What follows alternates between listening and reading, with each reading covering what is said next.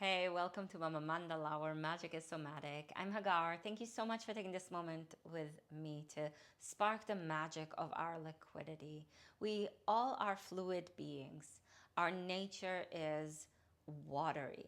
60 to 70% of our bodies are made of water, and so is 60 to 70% of the earth's is the earth of the planet is made of water.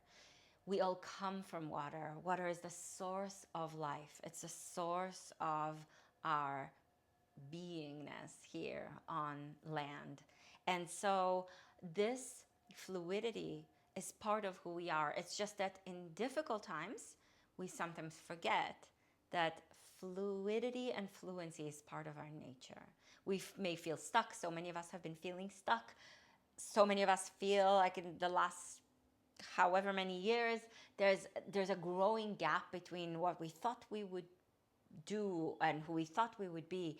The gap is growing between what we thought and what the reality is. But we are fluid. My body wants to do this movement as I say it because I need to remember, we all need to remember that in our nature there is the capacity to break through stuckness, to untangle the ways that we think of things that keep us really stuck is just the word that keeps coming to me, and to find new ways, to redefine ourselves, to defy the containers that keep us small, and to build through the fluidity of our nature a way to come into this life again and again in ways of renewal. Water reminds us of our capacity for renewal. So please come to your mat and bring your hands to the ground and your knees to the ground so that you are on all fours. You know, as fascism closing in on us right now, not only here where I am in the US, move your hips a little bit side to side, but in other places in the world as authoritarianism is growing in power. Go ahead and make circles in your hips. I'm purposely bringing those topics into our practice so that we, with the awareness and the alertness to what is happening in the world, we're bringing ourselves a way to move, change the directions. You can always change directions. You can always change course. Breathe slowly. Deep breath. Reach your hips back and your chest forward. Arch your back, and with an exhalation, look in towards your navel and round your back. Bring a tone to the back of the throat. So the breath makes this resonant sound as you move cat and cow. Round the back with the exhalation. Press the hands into the earth. And inhale, arch your back. Notice what parts of your hands tend to lift. Exhale and round your back. It's the inner edges of your hands, usually in the tips of your fingers. So get those parts grounded. Fluidity doesn't mean not grounding. Inhale, hips back, chest forward. It doesn't mean no boundaries. Exhale and round your back. In fact, boundaries make our capacity to flow more powerful. Inhale, bring your spine to the space between cat and cow, between arching and rounding. And with an exhalation, lift your knees up and back, hips up and back into downward facing dog. If putting that much weight on your hands is not what you need to do right now in your life, you can put your hands on a wall, or even put your hands on a chair or on a couch, so that you're still doing something that is like downward facing dog, but without weight bearing so much on your hands. Inhale your right leg up. Exhale, bend the knee and open up your hip, and then circle your ankle around in one direction, bringing fluidity to the joint of your ankle, and change directions in the circling. Reach the leg back and up, deep breath in, and with an exhalation, slowly bring your foot, to the outside of your hand. Bring your left knee down to the floor. And as you breathe here, move your hips a little bit side to side. Being fluid, move your hips a little bit back and forward. Doesn't need to take us away from the strength and the clarity of our boundaries. On the contrary, we weave together the capacity to flow and to move and to develop mobility and fluidity. Move the hips and circle them even here around. We weave it together with the solidity and the groundedness of our being. Exhale, stretch up and back into downward facing dog, Adho Mukha Svanasana again. If you need to put your hands not on the floor, please go ahead and do that. Left leg up, deep breath in. Bend the knee and open up your hip. Breathe slow and deep through the tone in the back of the throat. Ujjayi Pranayama. Now, I notice right now in my body that the right side of my body tends to collapse a little bit. Can you feel that in your body too? Does your body tend to do that as well? For a lot of people, that's going to happen. So circle your ankle around as you also lift your right arm bone and your right hip up a little bit, making a little bit more space on the right side of your body. And then circle the ankle in the opposite direction. Reach the leg up and back. Deep breath in. And exhale, bring your foot outside of your hand and bring your right knee down to the ground and move your hips side to side. So the feet are on the earth, the hands are on the earth. There's connection to ground. There's relationship with solidity. Finding fluidity and cultivating fluency doesn't take away from our capacity and our need for roots. And both our rootedness, you can move backwards and forward a little bit with your hips, both our rootedness and our liquidity can help us grow deeper connections within ourselves and with one another, in the world, with the things that we care about. Water can carry us and take us toward what we want, what we care about, what we want to reach out and connect with. Circle the hips here if that feels okay for you. Slow, deep breaths. Follow the next exhalation. Transition slowly into downward facing dog. Press the hands, hips up high. With the next exhalation, bring your knees down to the floor. Separate your knees wide apart and bring your big toes to touch and stretch yourself back into child's pose. Forearms on the earth, forehead on the ground. Breathe in slowly. Breathe out mindfully. So that tone in the back of the throat helps the breath have a more efficient and more powerful flow. Can you feel it? The more well-defined the passage of the breath,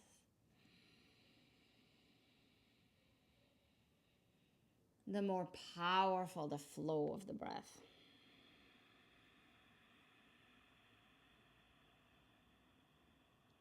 Inhale, transition to all fours, hands and knees. You can keep your feet pointed here. As we exhale, bring your hips down and your chest forward and up. Bend the elbows a little bit. Cobra. Move your cobra now a little bit side to side. So there's that serpentine, fluid capacity to move around, to move in a way that isn't stuck. And even if your body just does a little bit of that, it reminds our heart, our feelings, it reminds our mind, our thoughts that there is movement, that there is mobility. Exhale and stretch up and back. Adho Mukha Svanasana, downward facing dog. You're not stuck, even if it feels like you are. What is changing? Where are you going? What are the things that you feel are moving, shifting? Inhale the right leg up. Exhale, step the foot as fluidly as you can to the space between your hands. Bring your left knee down to the ground. Bring your right hand to your right thigh. Stretch your left arm up and over your head. And use your right hand right now to root the thigh down so that you can lift through the left side of your body. Deep breath in. Slow breath out.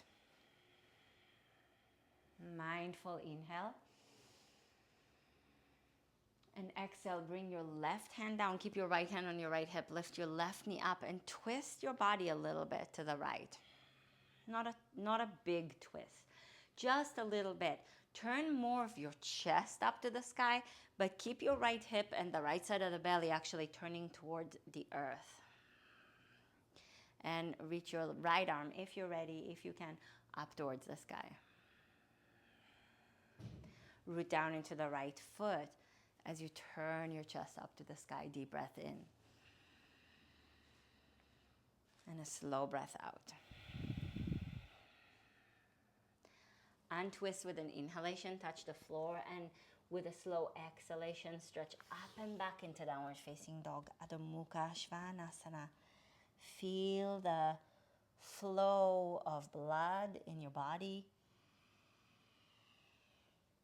Feel the flow of your breath moving through. Inhale the left leg up.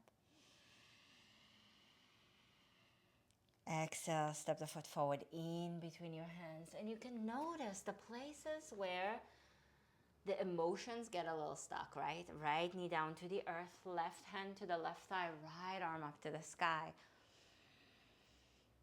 Where we get a little too attached and clung to a certain kind of feeling about ourselves and about the world. So those are places where if we notice it and just bring a little bit of movement to the body, even in this pose where we're not moving a lot, there is movement. There's the flow of the breath. And it changes things a little bit slower maybe than what we would like, but change is happening. With the next exhalation, go ahead and bring your right hand down, lift your right knee up. For a moment, keep your left hand on your left thigh and turn your chest up to the sky, but keep the belly and the left hip turning toward the earth. And with a slow exhalation, stretch your left arm up. You know, water changes. They always say that water changes into the shape of its container. But there's a little bit of a forgetting that water also changes the shape of the container. Think of the way that water flows through rock and how it changes the rock over time. Untwist with an inhalation. It just sometimes takes longer than we would like. Exhale, step back to downward facing dog. And I'm with you. If you're struggling with that, I'm with you. The remembrance of our fluidity, it's not going to take away the struggle. Inhale and bring your knees to the floor. Keep the hands rooted deeply. We root in what we care about, in where our vision is. Exhale, lower your hips down, your chest forward and up. A little bend in the elbows as the inner edges of the hands ground, as the tips of the fingers ground. There's a groundedness into what matters. But there's the ability to change, to shift a little bit side to side, to go, okay, this part is not working. I'm going to change a little bit here. I'm going to lean a little bit over there. I'm going to look at it through a different angle. And then slowly exhale and move back again into child's pose. Big toes touch, knees wide apart, forehead down, forearms down. Slow breath in. Slow breath out. It over time, with a continuous fluidity, with a continuous flow, we change and shift the shape of something.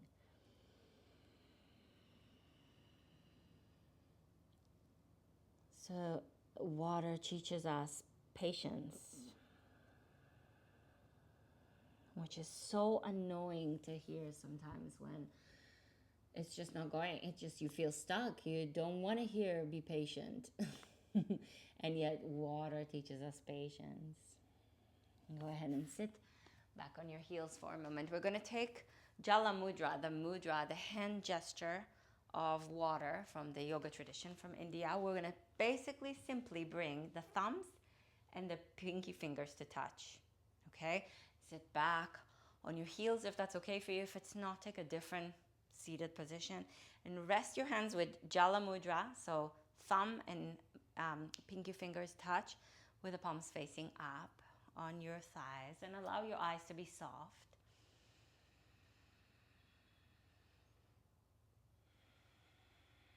Slow and deep Ujjayi breath.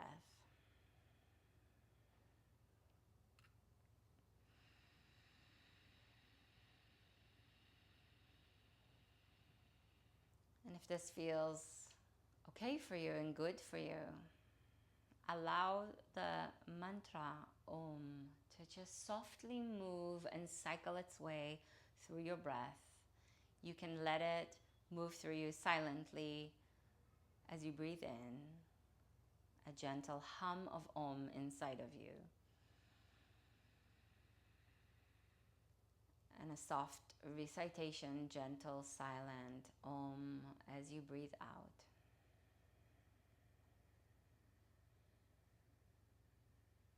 Breathe in Om.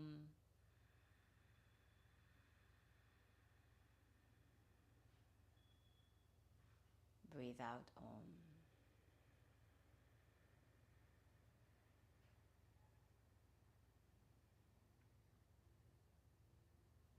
And that sacred syllable in the yoga tradition has in it the power of creation of Ah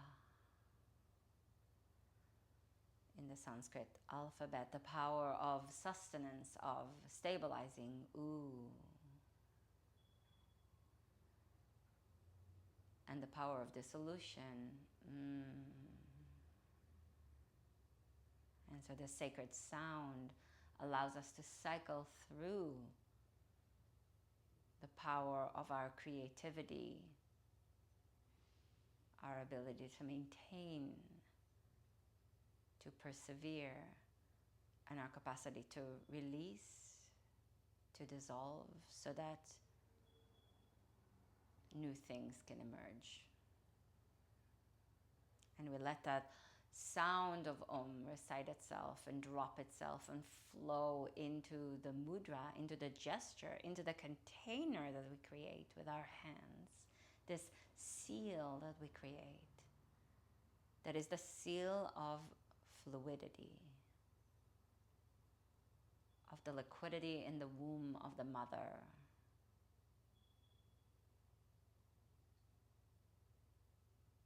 of the ability to flow and change and shift course and move around the stones that stand in our way and find a way into the vastness of the ocean, into the expansive presence of who we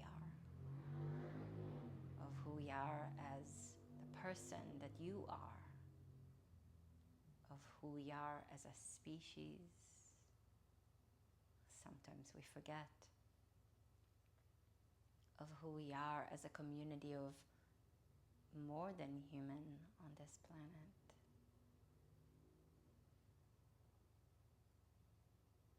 And so the cycles of birth and life and death moves itself into the gesture of water,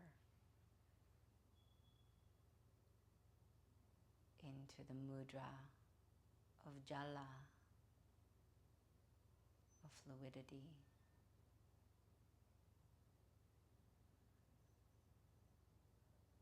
And we can then bring the hands together in front of the heart in Anjali Mudra and turn this cyclicality and fluency into an offering. Anjali means offering in Sanskrit. It's the gesture that takes us again and again to the offering of the depth of our hearts.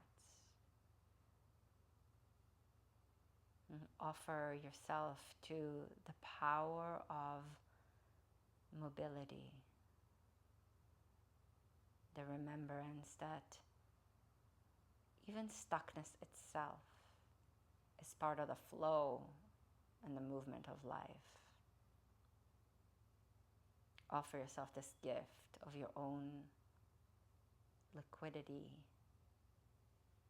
and capacity for change. Thank you so, so much for joining me for this practice. I hope this is something that you can bring into your life in a way that gives it depth and meaning. And if you like this, I would so appreciate a little like on this video, and I would love it if you share that with someone in your life you think might like it. And I would love to see you again. So if you're not subscribed to this channel, please subscribe to this channel and subscribe to my mailing list over on mamamandala.com and to my Substack. Subscribe to both. I send really meaningful, deep, hopefully evocative messages weekly-ish. And I would love to connect with you in those two spaces as well as here. So thank you so much. I will leave links for you in the description of the video for both Substack and the mailing list. And I will see you soon. Namaste.